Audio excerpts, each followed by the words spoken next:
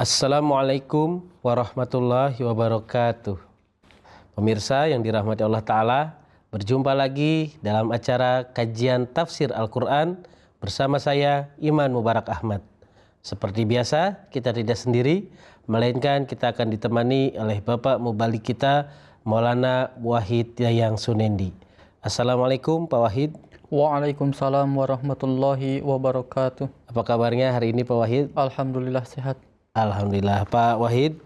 Dalam kesempatan yang penuh berkah ini, kita akan melanjutkan pembahasan kajian tafsir Al-Quran dari surah Al-Baqarah ayat 77.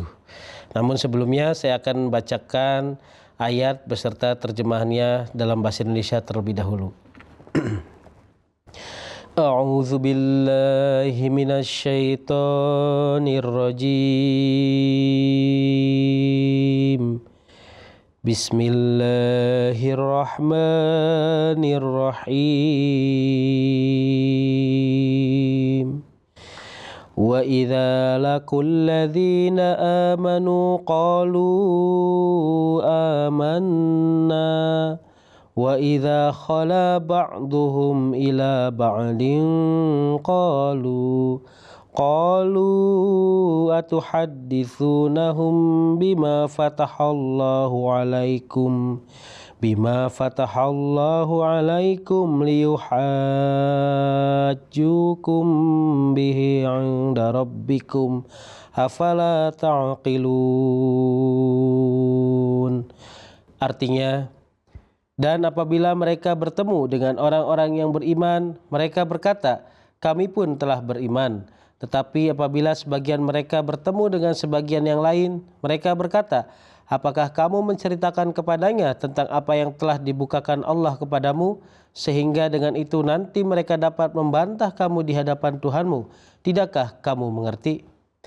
Nah, ini Pak Wahid dan para pemirsa dimanapun berada, berkenaan dengan surah Al-Baqarah ayat 77, dan dalam kesempatan ini kami persilakan kepada Pak Wahid untuk menjelaskan lebih lanjut berkenaan dengan ayat ini. Silakan Pak Wahid.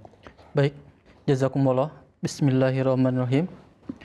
Pada kesempatan ini kita akan membahas tafsir yang disampaikan oleh Hazrat Khalifatul Masih As-Tsani radhiyallahu ta'ala anhu, di mana beliau masih melanjutkan kembali penjelasan Quran surat Al-Baqarah ayat ke-77, khususnya pada potongan ayat A'udzubillahi minasyaitonirrajim. Qalu atuhadditsunahum bima fatahallahu alaikum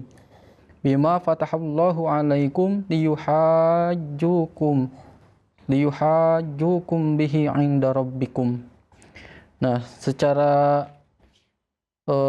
terperinci Huzur menjelaskan berkenaan dengan potongan ayat 'inda rabbikum, di mana sebelumnya sudah dijelaskan bahwa makna umum dari potongan ayat ini adalah beberapa orang Yahudi berkata kepada teman-teman mereka, apakah kalian mengungkapkan kepada Muslim nubuatan-nubuatan yang disebutkan dalam kitab-kitab kalian? Atau apakah kalian mengakui kepada mereka bahwa secara rasional kebenaran Nabi Muhammad SAW telah terbukti? Tetapi mengapa kalian tidak memikirkan bahwa karena hal ini mereka akan berargumen dengan kalian di hadapan Tuhan kalian dan menganggap kalian sebagai penjahat? Jadi di dalam potongan ayat ini kemarin sudah dijelaskan bahwa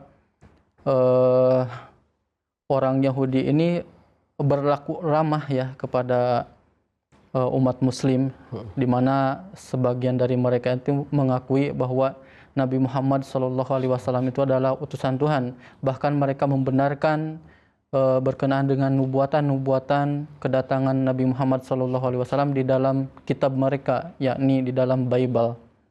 Kemudian ketika mereka berjumpa dengan segolongan mereka, yakni di antara mereka ada yang munafik, kemudian mereka mengatakan, kenapa kalian membicarakan atau menyampaikan kepada orang Muslim berkenaan dengan nubuatan-nubuatan Nabi Muhammad SAW di dalam kitab Injil?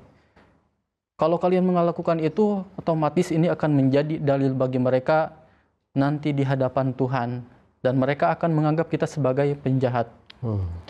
Nah, dari sini timbullah keberatan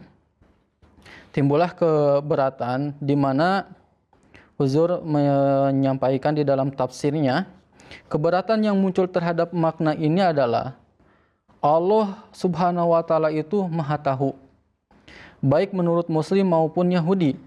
Maka bagaimana bisa dibayangkan bahwa orang-orang Yahudi marah kepada teman-teman mereka karena mereka mengungkapkan keyakinan batin mereka atau nubuatan-nubuatan Injil kepada Muslim yang bisa digunakan oleh Muslim untuk membangun argumen melawan mereka di hari kiamat. Nah, di sini Huzur menjelaskan potongan ayat inda rabbikum ini ternyata perlu dijelaskan ya. Perlu dijelaskan di mana ditemukan dalam ayat ini penjelasan yang harus dijelaskan kembali supaya makna dari inda rabbikum ini sesuai dengan tafsir di dalam ayat ini.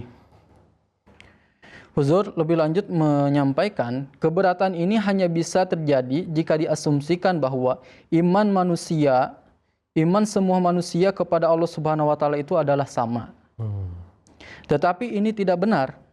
Di dunia ini ada orang-orang yang beranggapan manusia selain Allah juga adalah Maha tahu.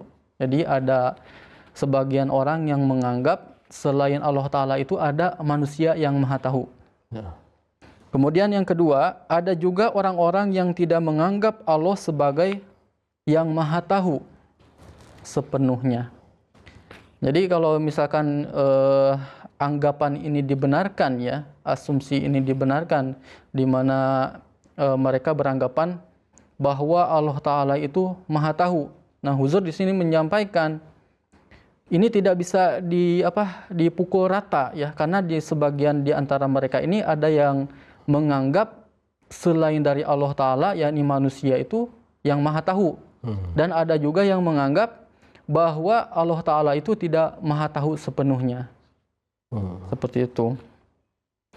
Kemudian Huzur pun memberikan sebuah contoh di dalam Al-Quran ketika menyebutkan percakapan orang-orang kafir di antara mereka bersama Tuhan ya pada hari kiamat, di mana Allah Subhanahu wa taala berfirman di dalam Quran surat Al-An'am ayat ke-24.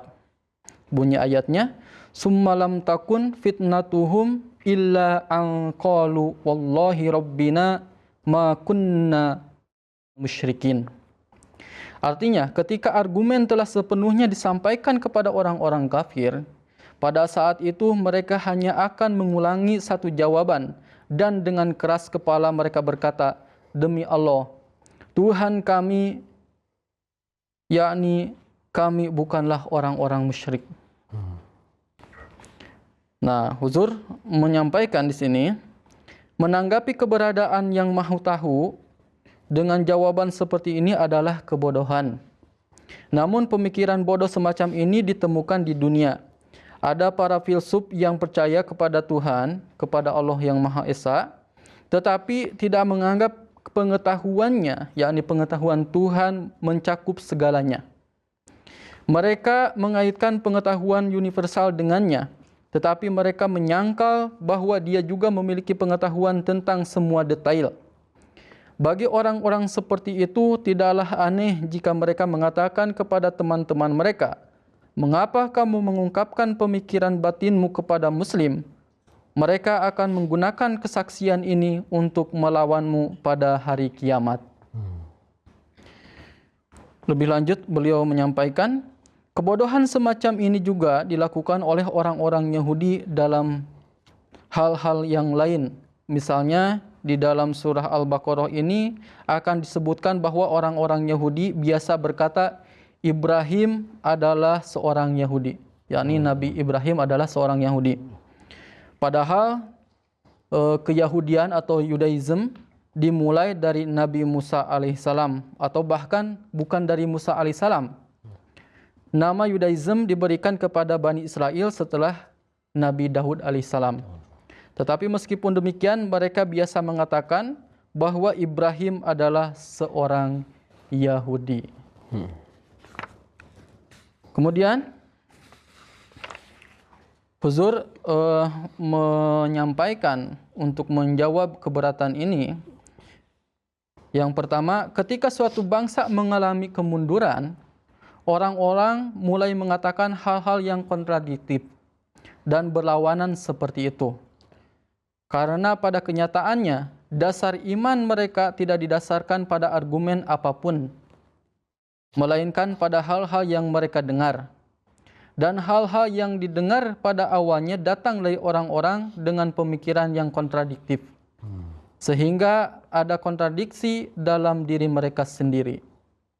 Kemudian yang kedua, ketika seseorang mempercayai sesuatu yang bertentangan dengan akal sehat, ia harus mengatakan hal-hal yang bertentangan dengan akal sehat untuk membuktikannya.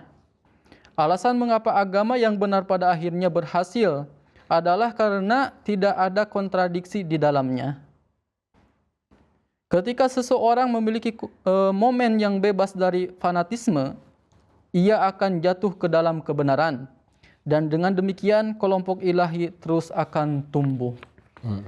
Jadi dalam menjawab keberatan itu ya, Huzur memberikan beberapa jawaban. Yang pertama, suatu bangsa ini akan mengalami kemunduran ketika orang-orang atau kaumnya ini mulai mengatakan hal-hal yang kontradiktif atau hal-hal yang bertentangan dengan satu sama yang lainnya. Karena pada kenyataannya dasar iman mereka, yakni dasar iman orang-orang Yahudi itu, mereka didasarkan pada argumen, tidak didasarkan pada argumen apapun, melainkan pada hal-hal yang mereka dengar. Jadi argumen ini, argumen yang mereka lakukan tidak berdasar ya, tidak berdasar baik di dalam Bible mereka sendiri maupun di dalam kitab-kitab yang lainnya. Tetapi mereka dapatkan hasil dari pendengaran mereka. Dan hasil pendengaran mereka juga ternyata kontradiktif ya, artinya bertentangan satu sama lainnya. Oleh karena itu, ketika mereka mendengar hal yang kontradiktif itu, kemudian disampaikan kepada yang lainnya, maka yang terjadi akan terjadi kontradiksi ya, atau penentangan satu sama lain di antara mereka.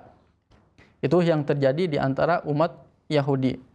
Kemudian yang kedua, ketika seseorang mempercayai sesuatu yang bertentangan dengan akal sehat, ia harus mengatakan hal-hal yang bertentangan dengan akal sehat pula untuk membuktikan argumennya itu. Karena tadi argumennya itu bertentangan ya dengan akal sehat, dan untuk membuktikannya juga otomatis dia harus membuktikannya dengan argumen yang di luar akal ya, atau tidak sesuai dengan akal sehat mereka atau tidak rasional. Inilah yang menjadi bukti bahwa pada akhirnya alasan mengapa agama yang benar pada akhirnya berhasil adalah karena tidak ada kontradiksi ya. Jadi agama yang benar itu menurut Huzur tidak ada kontradiksi ya, tidak ada penentangan ya, tidak ada kontradiksi, penentangan di dalamnya, baik hukum ini dengan hukum yang lainnya itu tidak saling berseberangan, artinya solid semuanya. Itulah yang disebut dengan agama yang benar. Karena kalau misalkan sudah ada aja dalil yang kontradiktif atau yang berseberangan dengan dalil yang lainnya, otomatis untuk membuktikan dalil tersebut diperlukan dalil yang di luar akal sehat juga, artinya bertentangan juga. Itulah yang disampaikan oleh Huzur kita berkenaan dengan makna inda rabbikum. Mungkin ada penjelasan lain yang disampaikan oleh tafsir yang lainnya. Ya, baik Pak Wahid. Apa yang dijelaskan Pak Wahid itu saya jadi teringat ya. Bagaimana pendiri Jemaat Muslim Ahmadiyah, Hazrat Imam Mahdi wal Masihil Maud alaihi salatu wassalam, beliau pun telah membuat satu aturan ketika menerjemahkan atau menafsirkan satu ayat Al-Quran, maka tidak boleh bertentangan atau kontradiksi dengan ayat-ayat Quran lainnya.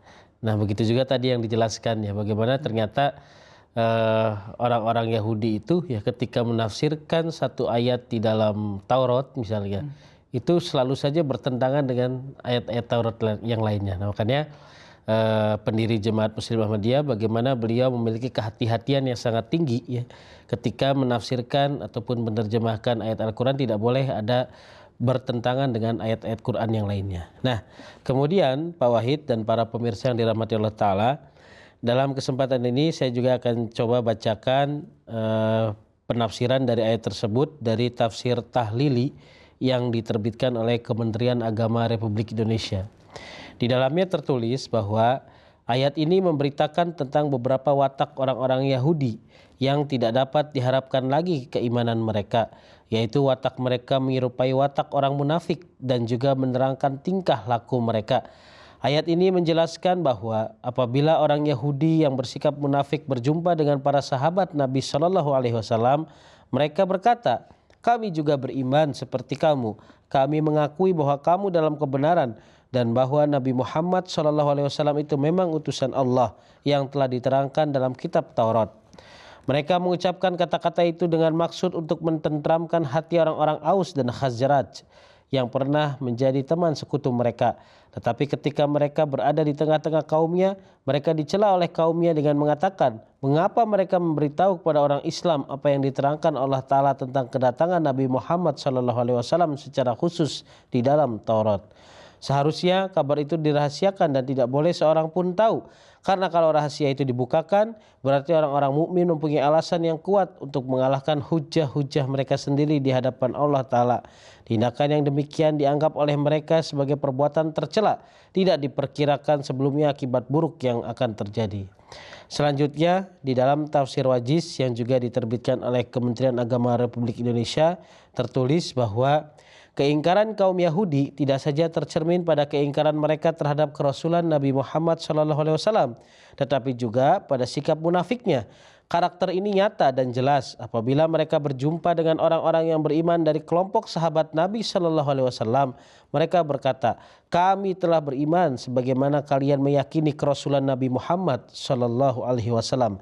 Tetapi apabila mereka kembali kepada sesamanya, mereka bertanya kepada kelompoknya, apakah akan kamu ceritakan kepada mereka yang menjadi pengikut Nabi Muhammad SAW apa yang telah diterangkan Allah Ta'ala kepadamu di dalam Taurat tentang akan kedatangan seorang Rasul yang bernama Ahmad, yang merupakan nama lain dari Nabi Muhammad SAW, sehingga mereka atau umat Islam itu dapat menyanggah kamu dan menyalahkanmu di hadapan Tuhanmu, karena kerasulan Nabi Muhammad SAW itu memang benar dan tercantum di dalam Taurat.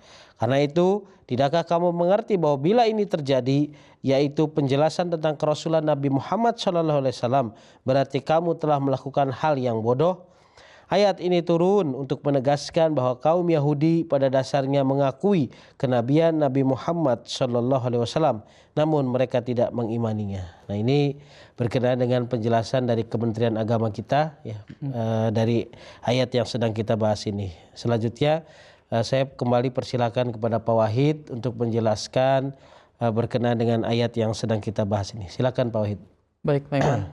Setelah kita simak bersama apa yang disampaikan dalam tafsir Kementerian Agama, ternyata ada persamaan yang disampaikan dengan Hazrat Khalifatul Masih As-Tsani radhiyallahu ta'ala anhu berkenaan dengan ayat ini, di mana sejatinya orang-orang Yahudi ini mengimani Nabi Muhammad SAW itu adalah utusan Allah, dan bahkan mereka ini membenarkan berkenaan dengan nubuatan-nubuatan yang tercantum di dalam kitab mereka, yakni di dalam Bible ya, berkenaan dengan kedatangan Nabi Muhammad SAW. Tetapi pada kenyataannya mereka tidak ingin menyampaikannya kepada umat Muslim sendiri ya, supaya supaya kabar ini orang Muslim ini tidak mengetahui ya berkenaan dengan kedatangan Nabi Muhammad SAW. Kemudian yang selanjutnya Huzur menyampaikan penjelasan masih potongan ayat Inda Rabbikum ya. Jadi masih untuk menjawab keberatan yang tadi disampaikan ya. Untuk keberatan ini adalah bahwa kata inda memiliki beberapa makna dalam bahasa Arab. Salah satunya adalah di sisi. Jadi kata inda di dalam bahasa Arab itu arti bahasa Indonesia adalah di sisi. Yang lainnya adalah menurut perintah Tuhan. Jadi di sisi kemudian menurut perintah. Misalnya di dalam bahasa Arab mereka mengatakan hada inda fulanin haramun. Yang berarti ini adalah haram menurut perintah si fulan. Kemudian menurut bahasa ini juga digunakan dalam Al-Qur'an, misalnya dalam surah An-Nur ya, ketika menyebutkan bahwa jika seseorang menuduh orang lain berzina, ia harus membawa 4 saksi Allah.